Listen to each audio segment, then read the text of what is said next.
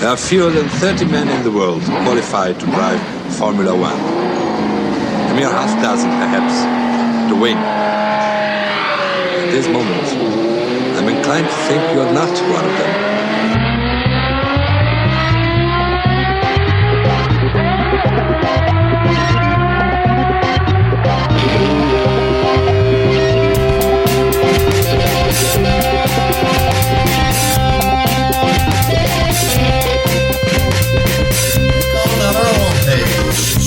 No, you want to.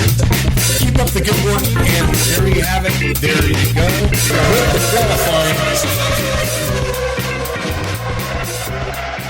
Welcome to F1Weekly.com. My name is Clark Rogers. I'm the host of the program. I'll be joined by Nasir Hamid, my co-host. This is podcast number 1040, April 24th, 2024. Nasir. Thank you, sir. I say motorsports in the land of Mao. The Max dynasty continues. 7 drivers enjoying Peking duck. Ferrari will soon be enjoying mucho HB bucks. Mercedes winning in the money lane.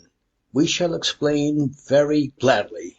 Now back to lay host, Mr. Rogers. Thank you, Nasir. On today's program, Fernando makes the Aston Martin look really good. Legendary driver has subliminal GP2 engine moment. What is Lance Stroll doing in Formula One?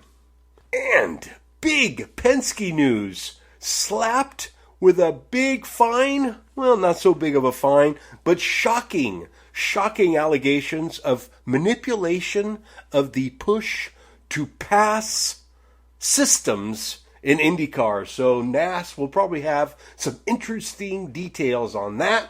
And I just want to remind everybody, this week's interview is part 2 of the fantastic Howden Ganley interview with Nasir Hamid. And I do need to remind everyone, yes, we do need your contributions to keep this program on the air. Just click on the Support F1 Weekly tab.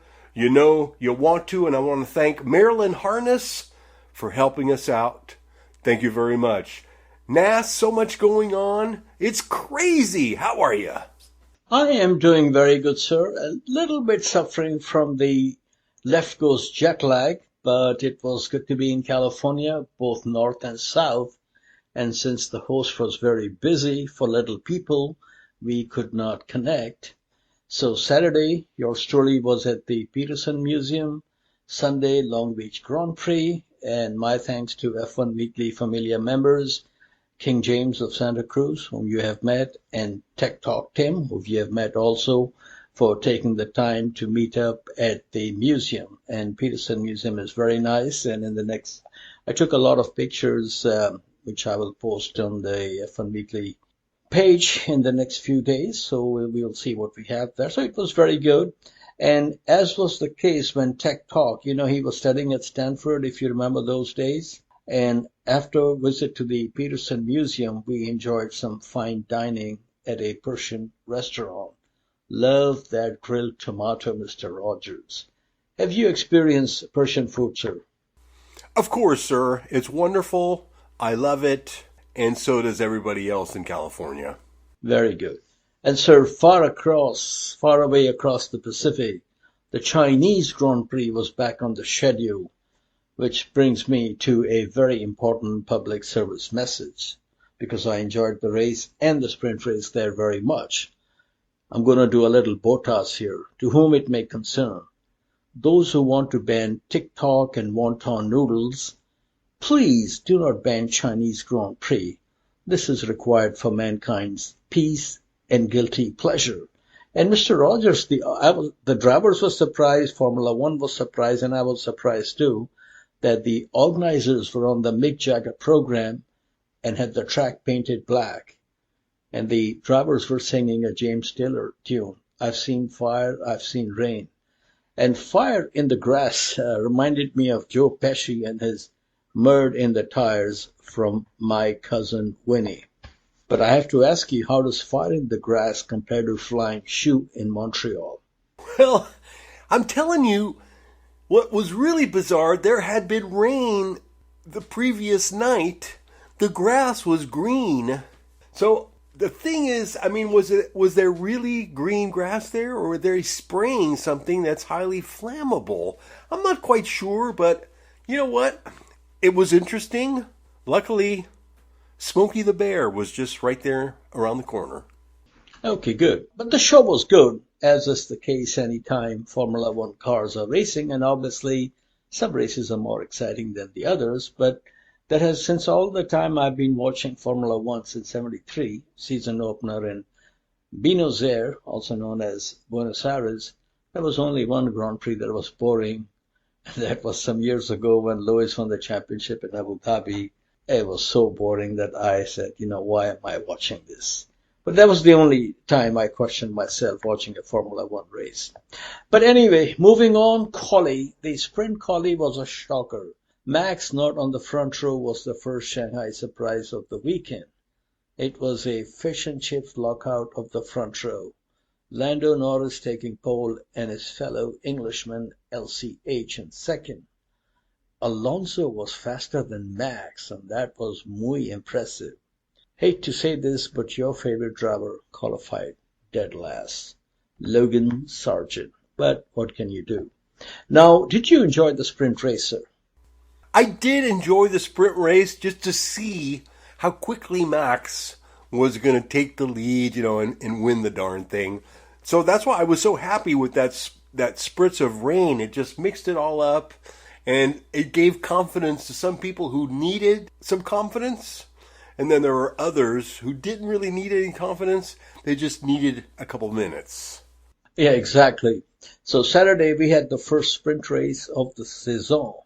Gee, what a surprise. LCH leading the sprint race was the second surprise. Alonso behind LCH in second was no surprise, at least for me. How did that make you feel? Did it bring back some memories? Oh, the memories. Oh, the memories. It did. I mean, not only that, this whole Chinese weekend was great for Fernando. Once again, he makes that Aston Martin look a lot better than it really, really is. Ask Lance Stroll. No, there's no question about that. Actually, funny you say that. Earlier in the day, I was watching this on YouTube, Tom Clarkson conversation with Stoffel Van Dorn, who had a very, very impressive junior career. He was lost in the rapture of love McLaren and Honda had for Alonso at that time. But anyway, good dice behind LCH and Fernando. Carlito trying to take third from Max. No love lost here from their Toro Rosso days. And Max was reporting battery not charging. I expected Max, without any issues, to take the lead by the end of the second lap. Now, once the battery issue was resolved, the driver was on charge. The writing was on the podium wall. On lap 7 of 19, he said bye-bye to Machismo to move into second. And only 2 laps later, it was Das Vidania to what you call, what's up, my brother? And that's all she wrote from the banks of Yangtze River. In the closing stages of the sprint race, exciting battle brewing between 2 prancing horses and a Red Bull, all trying to bring down a Machismo. Within a few corners, they took Alonso off the podium and put him in 6th, and it happened very quickly. Then the Ferraris started their own civil war. Very exciting to watch, and I know Alonso had to retire, but there was no major collateral damage that they crashed and car parts are flying, wheels are flying, so none of that. So that's good. Now, this is very interesting, Mr. Rogers. I noticed that, and of course the commentators made a comment too. The 19-lap sprint race won by Max from LCH by over 13 seconds. I have to say, good evening, Mr. Wolf, and again, to whom it may concern, who said, my team don't make mistakes. This package is very, very good. This driver is also very, very good. One can only watch and say, oh dear. What say you, Duke of Dijon? It was awesome. I mean, it was great stuff. Mercedes have done it again. It's still in W13 mode. I don't care what anybody says. And I hate to say it, but Lewis Hamilton knows it as well. I mean, he saw glimpses of hope But listen, Lewis Hamilton is in Florence. He's hanging out in Rome, subliminally, of course. He really doesn't have the heart in this Mercedes package anymore. He's ready to skedaddle. Do you remember once I think it has to be the McLaren Honda package, and Jenson Button endured years and years of bad cars or cars that were not even remotely close to being competitive.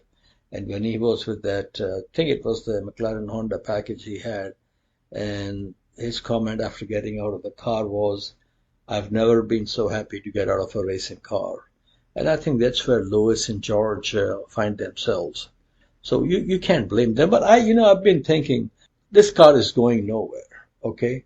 I think it'll be a good idea for both parties to walk away before the season is over and maybe put Kimi Antonelli or somebody else in that seat. And nothing would be expected from that car, so these drivers can learn the ropes by flying below the radar. And this car is seriously below the radar. What say you? It is indeed. I feel bad for Toto, but they're going to hang in there. They got an upgrade package coming up for Miami. And, the biggest problem is everybody else has an upgrade package coming up. So it's going to be great. But, they just need to be patient over there. Stop the crying. Accept it. And I feel bad for Lewis. He probably should have took the year off like Fernando did or Kimi and regroup. That way when you get to Ferrari, you're refreshed, meditated, and he would have been fresher. So it's going to be tough to watch Lewis Hamilton all year long. I feel really bad for him, but we're going to get great radio messages. Oh, yes. Yeah, so that's basically the main reason they should go separate ways to avoid, bad feelings or insulting each other. But I have to say this, based on the way McLaren package has been going, they're using Mercedes engines. So it's not like Mercedes has a GP2 engine. I think it's they just don't seem to have a good understanding of downforce with the new regulations like Red Bull. So we'll have to see but I don't expect this team to win any races this year, unfortunately. Do you? Well, anything can happen. There's always even a chance that Aston Martin might win a race. That's because Max had a DNF or there's been some weird penalty. So otherwise, yes, this is a complete Max dominating year. I mean, look at China. But I have to admit, I think the Ferraris were hidden gems in China. It just didn't suit them. They'll be back in Miami. And I think it's going to be Ferrari, McLaren really catching up and really frustrating Toto even further. Yes, sir. And now we look at quali for GP. Front row was no surprise. Max taking pole number 5 from 5 races. Mika Hakkinen was the last driver in 1999 to take pole position for the first 5 races. And I believe this, of course, Red Bull first pole position and victory came here, I think 2009, if I remember it correctly. And then this was 100 pole position for Red Bull as a team. So congrats to Christian Horner and all his people. Checo kept his calm and qualified next to his teammate. Third on the grid was Machismo, almost half a second off Max's pace, but still way ahead of his teammate who did not make it to Q3 and qualified 11th. Then came the 2 papaya cars, Lando ahead of Oscar. Then the 2 red cars, Charles Leclerc was 6th on the grid, over half a second slower than pole winning time. And I think if you are 0.2 seconds slower than Max, you have no chance of winning, and half a second you can forget. And that's just the way it is this day and age. These times pretty much confirm what we already know and will continue to experience till the end of 2025, that Max and Red Bull have their feng shui in order. They are and will remain on a different planet, and that's what I've accepted till the 2026 season kicks in. Are you expecting any upheaval in the order next season? Not next season, none at all, actually. Well, McLaren, I think Ferrari could make some steps forward in aero upgrades. But Wouldn't it be hilarious if when we get to 2026 with the new cars, active aero, it's going to be pretty trippy. And what if Ford nails it and Max dominates again and again and again and again? Well, then we are looking at 8-9 championships in a row. It will be ridiculous. People will cry in their milk. Yes, it will be something. And if we can even watch this in our lifetime, Mr. Rogers, we just have to celebrate, We do have to celebrate. And if, the push right now from Toto Wolff trying to get Max, because everybody realizes Fernando brings you 6/10. I think Max brings you a full second. Well, that's very possible. There's no denying his talent. But, the thing is, I have to go back to the last 4 races of 2021. Max, the great Max, the talent of the century, put LCH in a spot where he had to win all 4 races to get the championship. And for all practical purposes, that's what Lewis did. So nobody walks on water, and you have to have the package to deliver. But the thing with Max is if he has a package that is 0.2, 0.3 slower, I think he still gets you before the checkered flag. And that's where the real danger is. We've seen uber domination in Mercedes, Ferrari, McLaren, Lotus, Alfa Romeo in the 50s. That happens. But this guy is bringing, just more than a threat. He is just like double or a triple threat. So incredible to see such talent in our lifetime, that's for sure. And speaking of talent, car 44, where are you? There's a holdup in the Bronx, Brooklyn's broken out in fights. There's a traffic jam in Harlem that's backed up to Jackson Heights. There's a scout troop short a child, Khrushchev's still wet and a wild. Car 54, where are you? Solid 18 on the grid. He said, and I quote, "It was my mistake. I just struggled. I can't seem to stop the car at turn 14. It just kept locking. I needed one more lap." End quote. Yeah, I think he needs one more lap in the 2026 season to catch up to Max. It ain't happening this year or next year. Sad but true. Now next year he's going to Ferrari, so maybe he can do it in half a lap. We'll see. No Florida fresh orange juice for guessing who was the slowest qualifier. Hint, he is from Boca Raton. And you like him very much. Have you heard the latest rumor about Logan Sargent?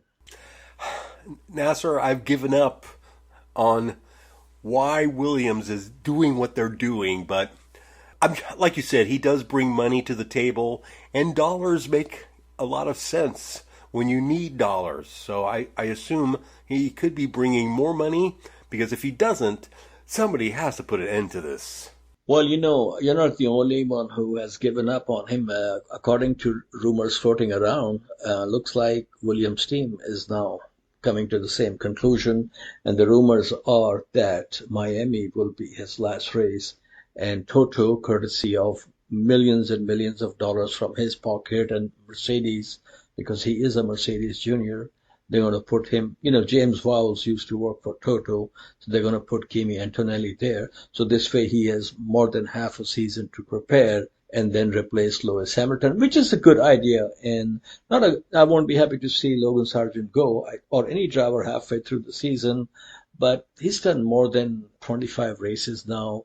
And if you can't even, if his teammate was Max or Fernando Alonso or Lewis, and he had not outqualified the guy, that I can understand. But man, if you cannot even outqualify Alexander Albon in 25, 30 races, not even once, then there's a series called NTT IndyCar Series. Have you heard of it, right? It's one of my favorites, Nasir. Yeah, same here. Okay, sir, as a flashback, the first time Lewis Hamilton raced in Shanghai, your favorite season 2007, it was sweet and sour. Sweet for the Hammy haters and sour for the LCH lovers. He started from pole position, was leading in the rain, and McLaren wanted to make him world champion at that race, which was a possibility. They delayed his pit stop, and his Mongolian beef dishes were done in the kitty litter. He lost the championship in the season finale due to irrational exuberance at the start. But here is hot sauce of the day. In the championship, he still finished ahead of his then teammate. Who could that be? The one and only, the most popular driver of F1 Weekly Stipulation Studios. Anyway, moving on to the race itself, Grand Prix. Sir, the Grand Prix came at midnight. Were you awake at midnight to watch it live? No, sir. Oh, really? You watched it later? Absolutely, sir. My beauty rest is so fundamental to my well-being that even Fernando has to wait. Oh, that's a first. Well, here is not the Da Vinci Code, but the winning code for Max. 4 out of 5 equals 58. That's 58 Grand Prix wins at the age of Aquarius.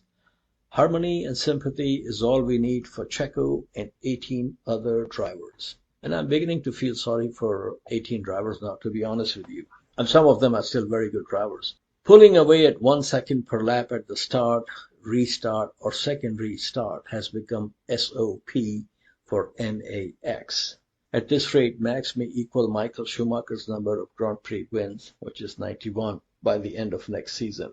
Very, very scary. I say load him up while you have the mark of Donahue called the unfair advantage. And as we discussed, no package, no delivery. The Red Bull package is firing on all cylinders, MGH, MGU, and whatever aerodynamic new tricks they have on board. The Red Bull, and this is very interesting and impressive, equally impressive, I should say. The Red Bull ant colony is equally effective in the pit lane. This is evidenced by the fact that 9 of the 10 fastest pit stops so far this season has been performed by the Red Bull crew. Fastest was 1.9 seconds for Max in China. Very, very impressive. Australia was the only race where Red Bull did not record the fastest lap, and that went to Ferrari for 2.18 seconds. Stop for Charles Leclerc. What was your overall impression of the fine display of driving by Fernando Alonso in the race and the man who actually won the race overall? Unbelievable. Are you kidding me? That start where Fernando goes around Perez on the outside, I'm telling you, I had heart palpitations. No, he's providing us some great, exciting racing. Now, I knew he didn't have the pace. The car is not going to keep up with Big Bob at the front, but man, Fernando gives us a lot of excitement every day, dollar for dollar. Fernando is the best deal in town. Yeah, you get 2 drivers for the price of 1. Exactly. Who knows what Lance is doing back there? Yeah, speaking of machismo, man, if he had taken the lead at the start and only for 1 lap, that would have been a statement heard all around the world. Okay, there's no question about it. And who says you can't teach old dogs new tricks? This hombre will try any trick to get ahead or keep you behind, just as Checo or George Russell. So very, very impressive, I must say. And Lando Norris was second for McLaren. He was oh so close to his maiden victory in Sochi a few years ago. He is still looking for that elusive first win. In Shanghai, he was impressive, but had no chance of victory unless there was a Brembo or Hitco issue on car number 1. Do you think we need some white powder on the floor of the Red Bull team? Well, it could come to that eventually, and Christian Horner is right. He always says this will not last forever, and it won't. I mean, it's classic Formula One, but the team that wants to take that mantle back is going to be the next dominant team. So it's going to be interesting to watch. And like I said, Red Bull and Ford are fairly savvy. They might imitate what we're seeing right now. So like Fernando, Lewis, I honestly don't see a championship in your lives again. How sad that would be. Anyway, Lando's second place was his second podium in 3 races. So, McLaren looking good now. He has scored points in every race this season. Chinese Grand Prix, interestingly, was the first race in 2024 where we did not have a 1-2 for the winning team. It is good to see McLaren, after all these years, punching in the same arena and zip code as Red Bull. I hope their efforts are rewarded this season as they have 2 mighty fine young drivers on the payroll. Wouldn't it be something if Piastri gets a win before Lando Norris, just like JB got 2 wins before LCH at McLaren? To be honest with you, I don't think that would be good because Piastri is not as fragile as Norris. I think fragility is something Norris has. If he doesn't get the first win before Piastri, that's really going to be a bad sign psychologically. You know, his team owner, one of the team owners was telling me that when he was in junior series, before he even got to Formula 2 and GP2, she was telling me that he cries on the floor of their truck when he finishes second. I mean, that's how bad he wants to win a race. So I wonder what he's doing. Oh, by the way, and this person who told me is now a commercial director or something like that for McLaren, and I'm looking forward to saying hello to her in Miami, which we will talk a little bit later. Now we come to third man on the podium, Sergio Perez. Looks like he has taken the advice of Christian Horner. Just drive the car, which is what he is doing now. That car is good enough for a podium finish. Checo has been on the podium in 4 of 5 races this season. Australia was the exception where he was 5th. Both cars on the podium in every race will easily bring the Constructors' title and millions of dollars to Milton Keynes. And with the package they have, they don't have to worry about the Drivers' Championship. That's already settled 5 races into the season. Okay, this really shows. I mean, this is disappointing, sad, but it's reality. Checo has not won a race since last year's Azerbaijan Grand Prix in April. But then again, most of the drivers on the grid will be smashed like a Tijuana Piñata if they were in the second Red Bull car. Some are saying, been there, done that. Here's looking at you, Pierre Gasly and Alex Albon, with all due respect. Mr. Rogers, I have a question for you. What are the chances of Max winning 20-plus races this season while teammate is looking for his first 2024 victory after Max takes pole at Yas Marina? How sad will that be? Well, I mean, you know, Max is a talent, and the car may suit Max much better than it does Perez. He's always going to be second, so to speak. But you know, things happen in life. You know what I'm saying? I can't remember when Michael Schumacher had the accident and broke his leg. I think it was 1999. And, well, all of a sudden, a couple of number 2s thought they had a big chance. And something like that could happen, where it's not a severe injury, just a mild little broken leg, and you never know. We could just call him Tanya for now. Oh, dear. Yeah, I'm surprised Jeff Gillooly has not been given a paddock pass. Shocking. I mean, can you imagine him and Machine Gun Kelly doing a joint interview with Martin Brundle? Oh, it's perfect. And don't forget, you have to bring in Megan. Megan Thee Stallion. Wilbur. Well, she was in the news. I won't get into why she was, but you saw that, right? I did see that. And Nasir, this is a family show. Exactly. Thank you so much. Okay, Australian Grand Prix winning team could not even get one driver on the podium. Leclerc was 4th, his fourth place finish this season. His best finish was 2nd behind his teammate in Australia. Teammate Carlito was 5th. Coming into China, Sainz Jr. had been on the podium in all 3 races in which he was racing. I was expecting this momentum will continue, but it did not work out that way. And there are strong rumors that Audi gave him a deadline to sign, and apparently they have an open checkbook for him. And now they have extended the deadline, and the other guy who they really want is Nico Hülkenberg. So we'll see how this thing works out. I have a feeling, tell me if you agree with me on this, I have a feeling we may see another win or 2 for Ferrari before the season is over. Absolutely. I think Leclerc has a win in him, and Sainz, he's so burned up about being replaced with LCH that he wants more wins. Russell was 6th. Both GR and teammate LCH have won DNF this season. Russell's best finish of the season came in the season opener in 5th. Alonso, 7th. Machismo was again man of the moment. He ran out of hard tires, so the team switched him to soft tires. His 3rd and final pit stop of the race was on lap 43, 13 laps before the finish. He charged from 12th to 7th at the end and set the fastest lap of the race, proving once again there is still bark and bite in this old Chihuahua. Piastri, 8th. A McLaren driver has scored points in every race, which is good, Best finish was fourth in Saudi Arabia and homeland Australia. In China, he suffered some collateral damage to his car. And here comes, all rise, LCH, seven-time world champion, 104 Grand Prix, I believe. He was ninth. This was his third race finish in the same position this season. Seventh in the season opener in Bahrain has been his best finish. The question is, where have all the flowers gone and race wins gone? Gone to Max and Red Bull, everyone. Hopefully one day Mercedes will learn how to build a winning race car again.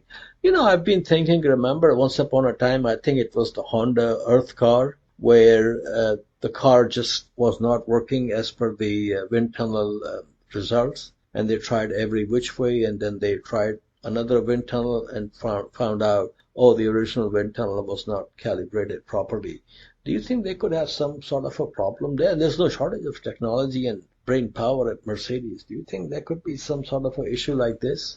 It could be, because equipment, especially test equipment, things that you rely on, especially when you're doing design work, calibration is very, very important. My father was into calibration big time, so I can dig it. Yeah, and Hülkenberg and Haas F1 picked up the final point from 10th place finish.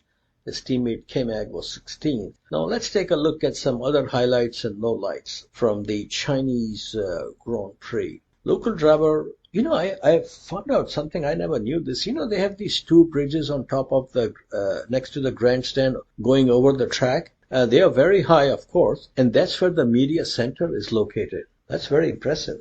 What if you're afraid of heights? Then you sit in the middle of the room. It's very simple. Bravo.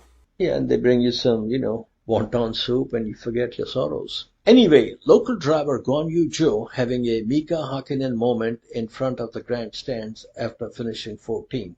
His teammate Valtteri Bottas was the first DNF of the race when his Ferrari engine went blowed up. Another DNF was Daniel Ricciardo. He had a few choice words for Lance Stroll after he did a Jackie Wilson on him and lifted me higher. And Ricciardo for once was going to score points and finish ahead of Yuki, but I guess the Japanese gods did not want that. So that was not good. A little bit more on Daniel Ricciardo later. Hülkenberg reaching new heights, which I'm sure he's hoping he did not. The German driver has equaled the record of Andrea de Cesaris, 0 wins from 208 Grand Prix starts. Like the Roman driver, Nico has been able to achieve a pole position in his career, but unlike Andrea, he has not been able to reach the podium in his career so far. Nico was A1GP champion for the Willy Weber Run Team Germany, and as you know, he's still waiting for the payment from the organizers. And he also won the GP2 series in his first year, which is really the first test if you are F1 material. And he did that in his rookie season, just like your favorite LCH, Charles Leclerc and George Russell. And that's where Alex Albon did not shine big time. De Cesaris was on pole position at Long Beach in 1982 for Alfa Romeo. He had a huge crash. I was watching this race during the 1985 Austrian Grand Prix, and he was fired on the spot by the Ligier team. Unfortunately, he lost his life in a motorbike accident in October 2014 in his hometown of Rome. And sir, we come to Logan Sargent. He is now 4 points away from race ban. He was penalized for passing under safety car period, and as we had mentioned that he may be replaced after Miami. He's from Boca Raton area, so we'll see how that works out. And sir, before we go to Motorsports Mondial, some very important news. Round 6 will be in Miami on May 5, and I am totally elated to say I will be there with media credentials, thanks to Senor Paul Velasco of GrandPrix247.com. And they have also agreed to give me media credentials to Austin and Vegas. So I'll go to these races. And what is happening here is I sent, there's a lot of, Michael Andretti opened a racing facility in England, and they're trying very hard to get into Formula One. So Mr. Velasco asked me to go and have a chat with Mario Andretti. So I sent an email to his PR people, and they said they will get back to me because they don't know the itinerary right now. Unfortunately, it took some time to get this approval from FIA/FOM. And it's amazing, man, how many documents you have to sign. It's just mind-boggling. It's like you're doing a corporate hostile takeover. So many documents. But anyway, I sent an email to this lady. Remember some years ago we interviewed Franz Tost in Austin? That lady is still with Toro Rosso. I mean, what is it called? Visa Cash RB. And she has been with them since when they were Minardi. And this is very interesting. She used to work for the Italian Postal Service and deliver mail to Minardi. And do you remember a guy, Austrian guy by the name of Gustav Brunner, who was a designer, and he worked for Minardi and also for Toyota. So when they hired, she found out that the team was looking for German-speaking person, so she speaks German. So she applied, got the job. So anyway, I sent her an email if we can get 10 minutes for Honey Badger, and she responded, it's very tight, but we'll see what we can do. But if not here, maybe we can talk to Denny Boy if he's still in Formula One in Texas. So we're trying every which way, Mr. Rogers, and we'll see how it works out. But I'm hoping that there are a couple of people who talk to me, at least for a few minutes when they see me. One of them is Carlos Sainz Sr. and the other is Adam Norris, Papa of Lando. So hopefully we can get some nice inside information from these fine gentlemen. And with that, sir, it's time for some Florida fresh orange juice or citrus juice, whatever the flavor is, and we shall return. Thank you, Nasir. So we'll be back after part 2 of the Howden Ganley interview. Thank you. Yeah, I was reading, this was Peter Gethin's first and only win, and some years ago I was reading his interview, and he said, it was so close that intentionally he raised his hand before the checkered flag. So, this being Italy, he thought they'll think, this guy won. Was that the most exciting race you were ever in? It was certainly one of. Maybe the Canadian Grand Prix had some merit there as well. And my Formula 3 race at Brands Hatch in 1969 was probably the most exciting. I think the excitement for me at Monza, unfortunately, was diluted by the fact my engine had deteriorated, or even, if the brakes had stayed up, I might have been able to dive down and sort of muscle my way through on the inside. So, it was tempered by that little problem. Now, every time there's a race, Formula One race at Monza, they talk about the passions of the tifosis and all that. And I've experienced that as a spectator there a few times. As a driver, do you ever pay any attention to these things? No, I don't think so. I mean, you're aware of it, or other people maybe are wound up by it, but it certainly has a terrific atmosphere. But then so do a lot of races. Silverstone used to as well, probably still does. As I wasn't probably one of the Tifosi's favourite guys, it didn't make any difference to me, I don't think. How was the experience driving with Sever and finishing second at Le Mans? And I believe you were leading at one stage when you were hit from behind. Yeah, it looked as though we were going to win. Driving with Francois was terrific. We got on well.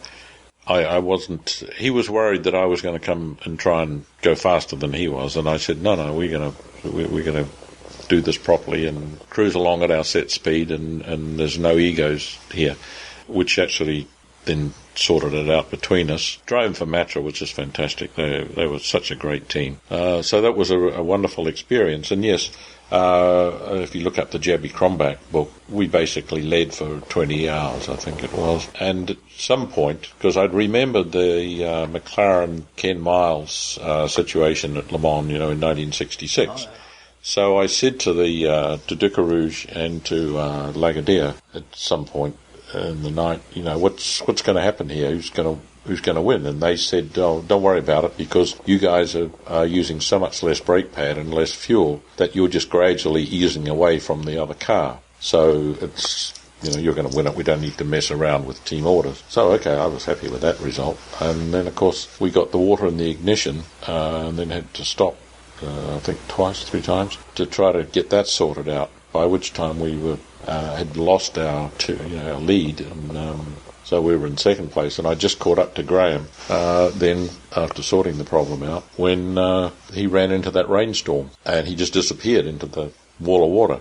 And I was only on intermediate, so I thought, well, there's a problem. So I had to lift off, and I was going as quick as I could, but the Corvette, presumably on rain tyres and much heavier, cutting through the water, just ran straight in the back of me. And I was over on the right-hand side of the straight. I wasn't in the middle of the road or anything. What's it like going at 200 miles per hour, 2 in the morning at Mulsanne? See, as I said before, it seems relatively slow. It doesn't seem anything special, no. Now, everybody talks about the Matra V12 engine. Was that a special sound? Yeah, fantastic sound. Yeah, it was, I think, any V12 is going to have a sound like that. The Matra was great. I think the Westlake Eagle was. The BRM had a different exhaust system of those megaphones, which gave it a slightly throatier sound, so it didn't scream like the Matra. Yeah, the Matra was beautiful noise. You mentioned a couple of, I'm a big Matra fan. Jean-Luc Lagardère is the gentleman who brought Matra into motor racing, and Gerard Ducarouge. How did you find these two people dealing with them? Well, Gerard Ducarouge, I thought, was a fantastic bloke. I mean, he nothing was left to chance with Gerard, and because he'd been, I guess, in the aerospace industry, and I came in and joined up with the team when we started doing the 24-hour tests. We did 3 24-hour tests at Paul Ricard, because the first one, it didn't go far enough. The second one, it just about went far enough, so I went back and did a third one, and I saw how thorough he was. Nothing was left to chance. He was terrific. And, Jean-Luc Lagardère, and I didn't have a great deal to do with him. I talked to him from time to time at the testing. He was pretty hands-on, taking an interest in what was going on. I saw him immediately after the race, and he said to me, nothing to blame. He didn't tell me, not my fault I was run into. But he said, for you next year. And at that stage, of course, we were all going to go next year. But then the rules changed. Whatever happened, suddenly all the Rosbeefs and the Kiwis had to leave. Now, sports car racing was very big in those days. A lot of Formula One drivers would go there. You were there. Did you enjoy sports car racing as much as Formula One? Well, I always thought that I was a single-seater guy, and that's what I should do, and that was my love. Then I got to drive sports cars, and with the Matra, and then with the Mirage, and then well, the Can-Am car I thought was fantastic. Loved that. Even the little 2-litre Chevron, I drove that at Kyalami in 71 and then again at Nürburgring in 72. So, yeah, I just kind of got on with sports cars, although I thought I was a Formula One driver. Frank Williams was your team owner in 1973, and like I said, this was the year I started following racing and the Dutch Grand Prix, tragic Dutch Grand Prix. A couple of things. We interviewed Hees van Lennep, and I think he is the one who gave Frank Williams the first World Championship point. I asked him about this race where Williamson was killed, that none of the drivers stopped apart from David Purley. And he said to me, and I've read this many times, that most of the drivers thought that David Purley, it was his car, so nobody even thought the driver was trapped inside. Your thoughts, and what do you remember from that race? Have you read The Lost Generation? Not yet. I have written a piece for my own book, and I gave it to David Tremaine because I think it summed up my feeling. Yes. Well, you're going around there's a car on fire, but there's nobody doing anything about it, and there's a big fire engine, just up the road. Right. So the natural feeling is, well, it's not like there's a whole bunch of marshals running about, and the fire engine's not coming and nothing. So there can't be anybody trapped in the car, because they wouldn't just leave it like that, would they? That's the logical conclusion. Had they red flagged the race, and everybody had stopped, and there'd been a bunch of guys with no mechs and helmets on, they'd have flipped the car over and dragged Roger out of it. Which, a terrible indictment of the who was running the race. And it was absolutely devastating when we came back in, and Judy said to me, "Didn't you know Roger Williamson was in the car?" I just couldn't believe it. Okay, now this next race you've brought up already, the chaotic 73 Canadian Grand Prix, and you can see videos that some of the team members are urging you to go and claim the prize because you were the winner, or they thought you were the winner. What do you have to say about that race? Well, Judy did a lap chart, and so, she had me there, although she did concede there's a blip, and perhaps Emerson had got in front of me, but he was the only one. We hadn't been going particularly well all season, but at this race, the ambient was very low, very cold day, because it had rained when we were on the warm-up lap. I thought, I remember the Canadian Grand Prix, I think it was from 67, when Bruce nearly won in the M5 McLaren, and it had dried out, and I thought, it's not going to keep raining, it'll dry out, because I know it's done it before. So I didn't mess my car around. Some people have put soft springs and they disconnect the anti-roll bars and they crank a load of wing into it and they do all those things for a wet race, which you naturally do.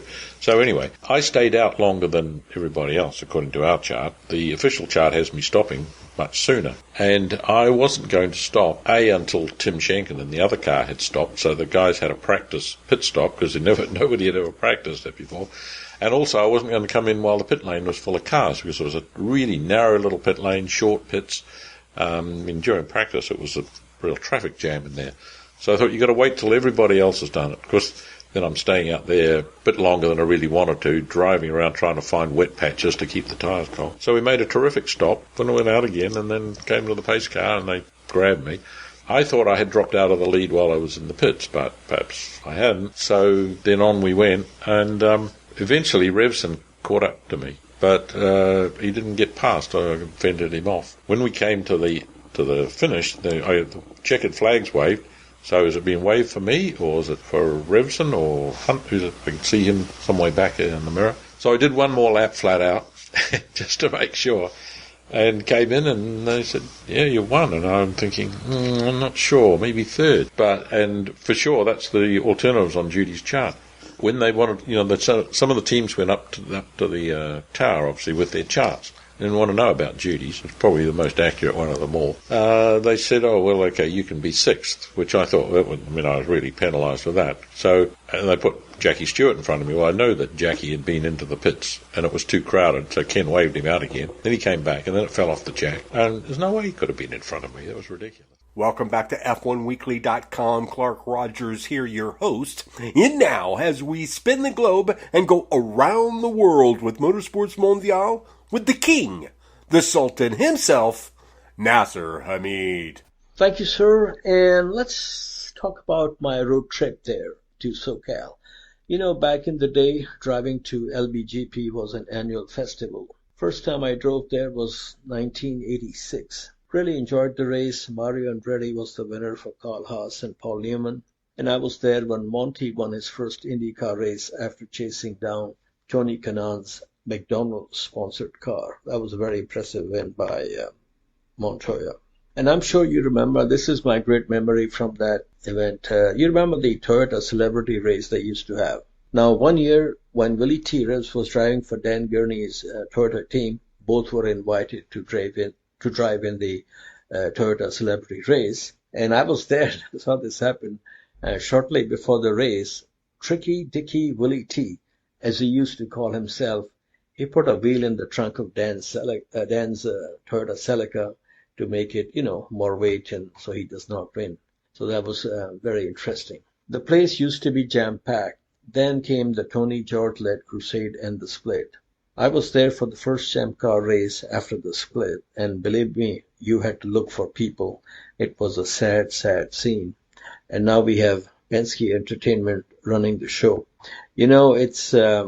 There was a decent amount of crowd, but it was nowhere what I used to see in the 80s and 90s, and hopefully they'll come back.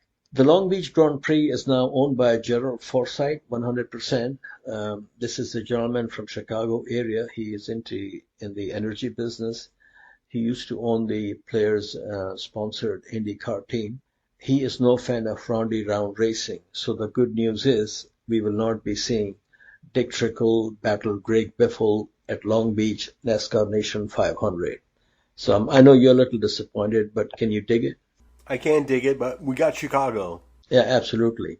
And it's a lot of fun in Chicago in the rain, in the streets. And my friend and I, we watched the race from our usual spot, the parking lot roof of Hyatt Regency, which is overlooking the front straight shortly after the start-finish line.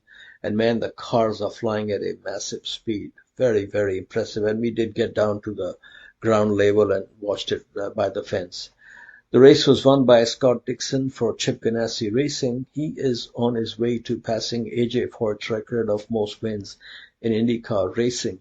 And sir, at the top of the show, you mentioned this penalty for Roger Penske team. I was so surprised, but I'm glad they're doing this. Penske owns the series and, of course, owns the Penske Racing team. And what is shocking is they are disqualifying the race winner, Joseph Newgarden, and the other driver also from St. Petersburg race, which took place like 45 days ago. And what happened is, like which you said, that they were using push-to-pass button before they got to the start-finish line, which is a no-no. And how the series found out, They found out during warm-up in Long Beach, and so they did an investigation. And just like FIA was able to get data from Renault and find out, oh yeah, instead of pressing the brake pedal, Nelson Piquet Jr. was pressing on the accelerator after crashing into the wall, so the team got busted. So very, very surprising. But rules have to be the same whether you own the series or not. You okay with that, sir? Yeah, I was absolutely floored and read every detail about it because it was very confusing. And like you said, a lot of people were shocked and mocked. Some press people mocked the F1 stewards because, these stewards for the IndyCar series, they went back 6 weeks to the St. Petersburg race and said, I don't think so, and annulled everything, which makes Felipe Massa really feel good. That's good. That's good. So with that victory taken away from Joseph Newgarden, the new winner is Patricio Award, Pat Award, as they call him, for a McLaren team. So that's good for them. Now we come to WEC, World Endurance Championship from Imola. Scuderia Ferrari doing much better than their Formula One division.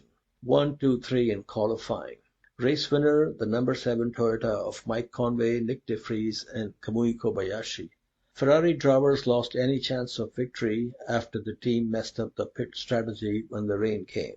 And where have we seen this before, Mr. Rogers? Porsche took second and third. That Ferrari car, which is built by the Lara, is a beautiful machine, and so is the Peugeot car. The Peugeot was running without a rear wing, and that they were going nowhere. Like that was their W13, so now they put a wing back, rear wing, and see what happens. Okay, IMSA, also in Long Beach, Cadillac won 2 in the Acura-sponsored race. Sebastian Bourdais was the winner ahead of Pipo Derani. Our cousin Felipe Nasir was third for Penske Porsche. And sir, Mercedes may not be winning on the track, but they are definitely winning in the money lane. Their financial results for 2023 were announced recently, and they are very impressive. They may be sucking eggs on the track, but minting money from doing so. They have become the first team to surpass £500 million in revenue. That is over $600 million, which is very, very impressive.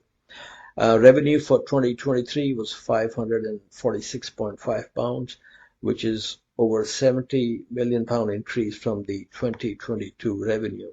So they have a lot of sponsorship coming in. And there are 1,289 Wolfies working in Brackley, preparing 2 cars for the season. And I think this does not include their power engine division, which is Mercedes High Performance, which is based in Brixworth. I don't think it includes that. But anyway, the numbers are very impressive. Toto and the team have 36 million followers on social media. Very, very impressive. According to Forbes magazine, estimated value of the team is $3.8 billion. And Toto owns 33% of that, so that's very impressive.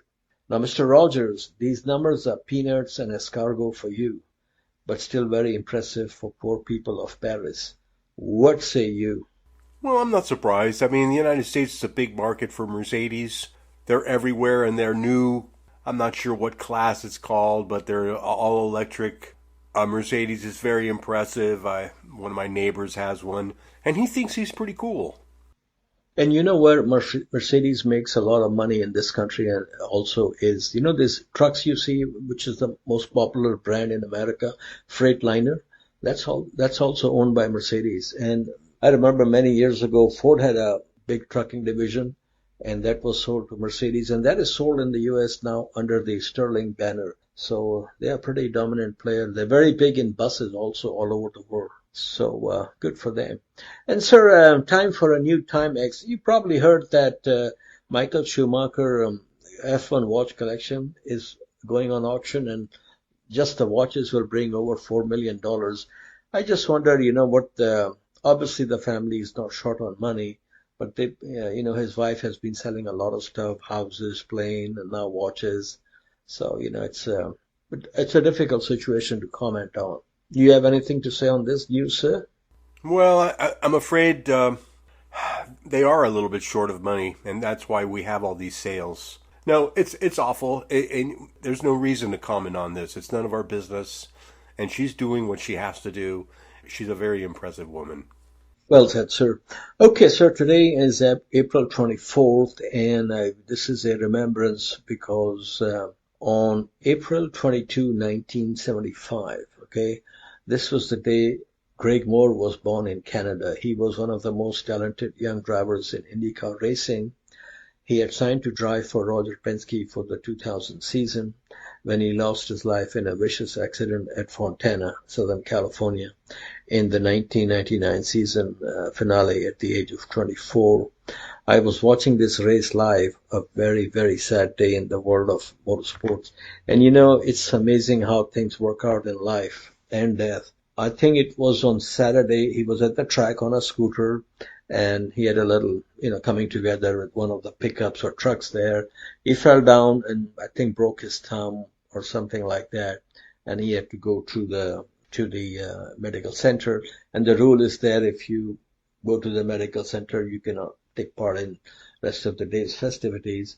But he was so determined to start the race with his finger repaired and all that he started from the back of the grid, and then the accident happened within a few laps. Very, very sad. But I just wanted to mention that because I think he was a great racing talent and could have gone to great success with Roger Penske. Okay, sir, and now we will take a look at before we wrap up the show here, look at the championship points in Formula One. Top 5, Max, 110. Checo, 85. Third is Leclerc, 76. Fourth, Sainz, 69. Fifth is Lando Norris, 58. There are 7 drivers who have not scored any points, both drivers from 3 teams, Williams, Kick-Sauber, and Alpine, and of course Honey Badger from Visa Cash App or B. And sir, this news was just confirmed before we started recording. Ferrari has announced a major sponsorship deal with Palo Alto, California-based Hewlett-Packard, also known as HP. They are saying that this is on the same league as Oracle sponsorship. So more American money in Formula One.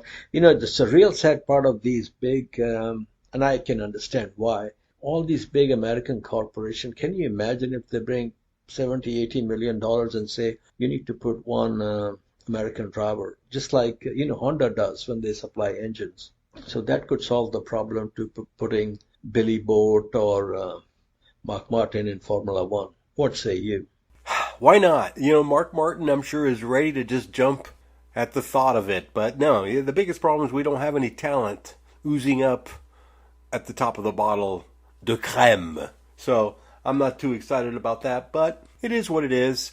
And we do have Miami coming up. You will be at Miami, Nasir. And I congratulate you on getting the credentials with your other employer. Good for you. Any person needed anything in life, what could be better than getting 2 checks with nothing but zeros on it? I'm loving it.